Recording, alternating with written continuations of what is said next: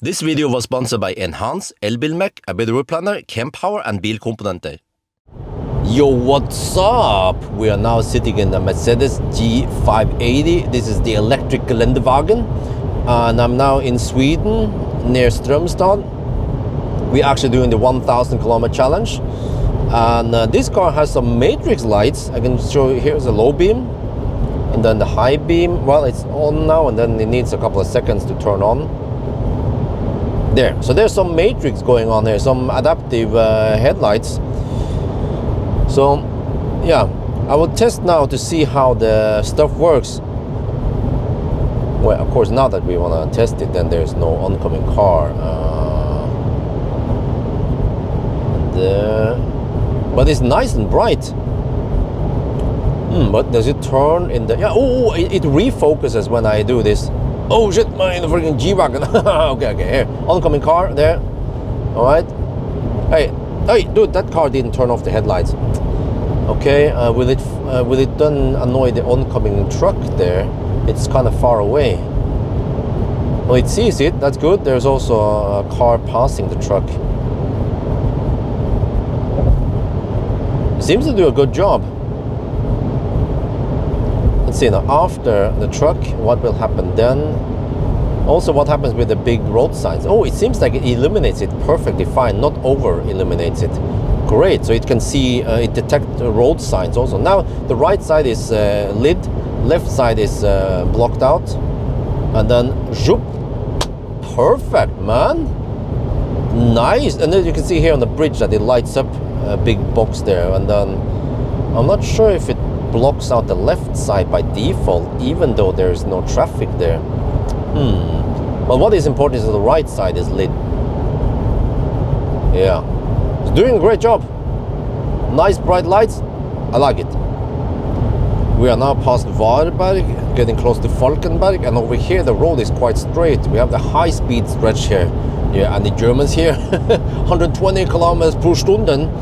I've seen a couple of oncoming trucks that flashed at me, mainly because over here it's so straight and far, you can see far, so cars oncoming, they get annoyed by my high beam still being on, maybe because they are so powerful. So yeah, I mean, this is, yeah, there you go, they see a flash there. This is so common for German cars that I don't consider it a flaw, because actually, technically speaking, or legally speaking, at driving school, you are taught to drive with high beam on until your high beam meets the other oncoming car's high beam. And if it's a kilometer range, I mean a kilometer stretch here, a clear sight, then my high beam doesn't light up more than around 200 meters.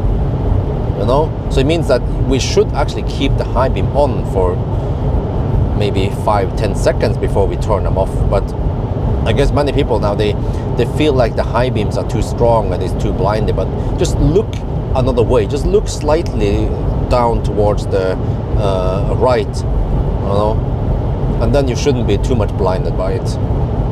But it's doing a good job. You saw that they blocked out the car in front. And then now it fired up again, and then here we have oncoming car. It hasn't really detected it yet because there's some fog there. You can actually see the box here. It's doing a good job. I'm really impressed. And there, okay.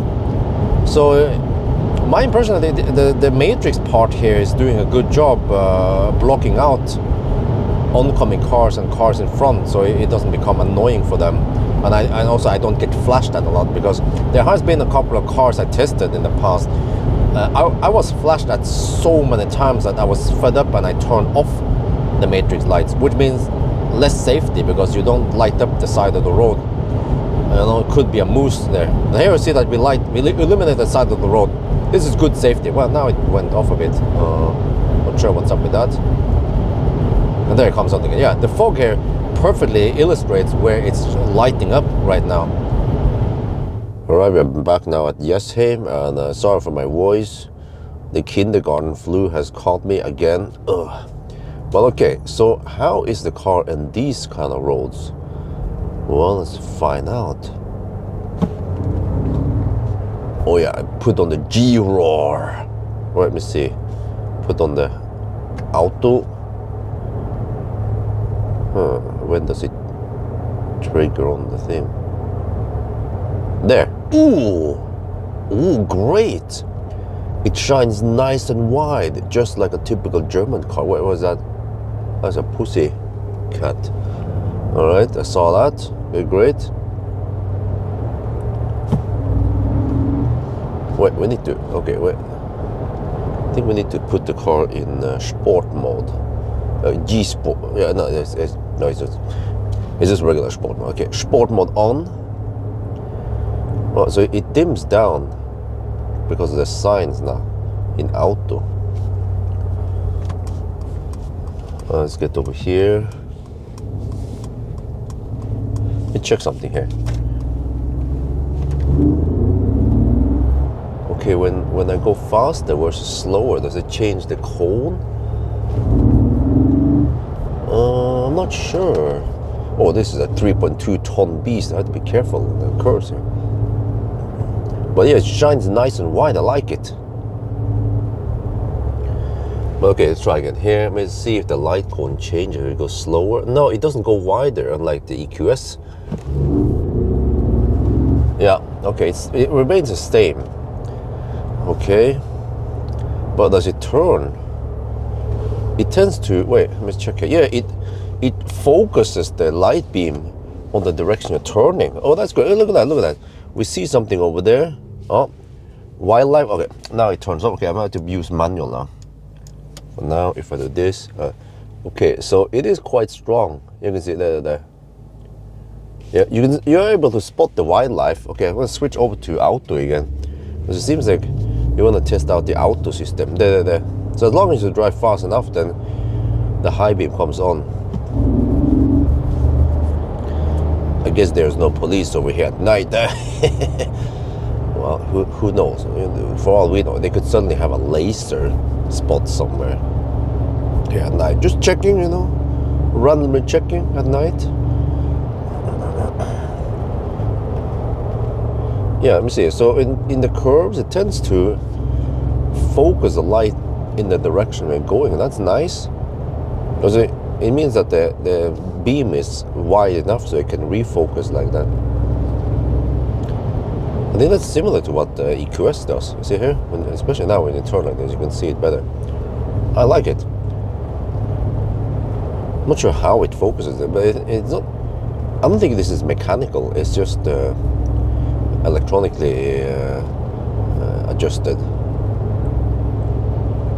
Oh, that's great. Okay, let me see. What about the farm spot? Okay, well, then we need to switch over to manual again. Like this, all right. Okay. Huh, they think they can sleep, huh? No. Let's see. Okay, and then boom. Oh, wow. Nice spread. Okay. Then back to auto. There, and then.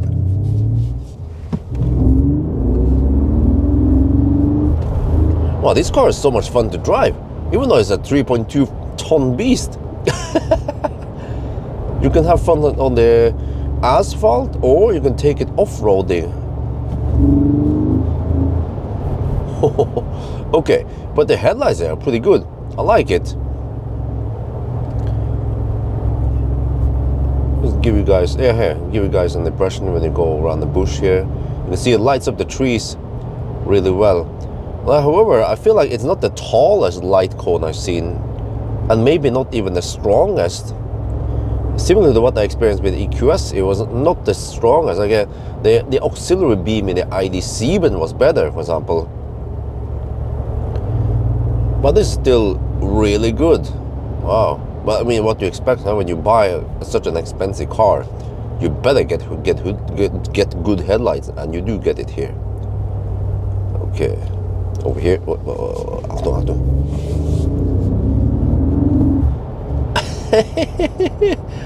Oh, it might be thirsty, especially because we have a fox on the roof, but it puts you that smile on your face. That's what matters, right there. Bam, comes on now. Oh, there's another pussycat. Okay, anyway, if I give it score, maybe a good 8 out of 10. Okay, That's gonna be it for now. Hope you guys enjoy this video. As always, thank you for watching. Talk to you later.